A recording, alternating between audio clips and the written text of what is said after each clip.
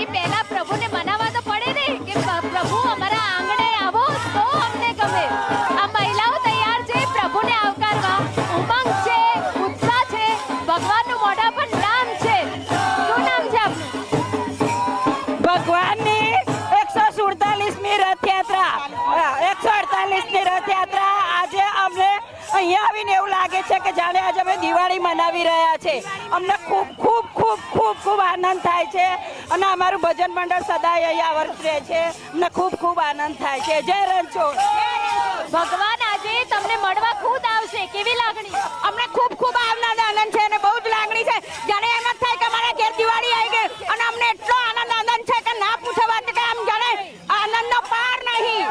અમને એટલો આનંદ કે જાણે દિવાળી આવી ગઈ અમારા ઘરમાં.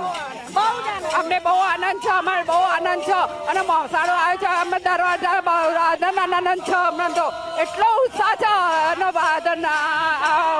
આ ઉત્સાહ છે એટલો બધો અમને. કેટલા દિવસથી બા તૈયારી કરો છો? 1 મહિનાથી તૈયારી થઈ રહી છે. સરસપુરના ભાવિ ભક્તો રથયાત્રાની સખત રીતે યાદગારી ઉજવી રહ્યા છે. પોળે પોળે ભોજન થઈ રહ્યા છે.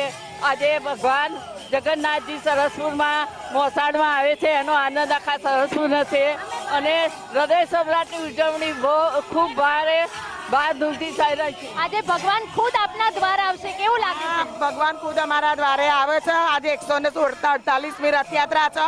અમારા રણછોડ મંડળ 1 મહિનાથી તૈયાર કરી રહ્યા છે. ભગવાનના આજે અમે વધારણા કરીએ. જય રણછોડ! જય રણછોડ! અમે 1 મહિનાથી ભજનો ગાઈએ છીએ અને 1 મહિનાથી નાચીએ કૂદીએ છીએ અને જાણે આનંદનો પાર છે. અમને આનંદનો પાર નથી એવું થઈ ગયું છે.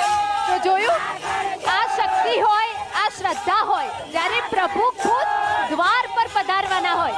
કેમેરા પર્સન નટવર પરમાર સાથે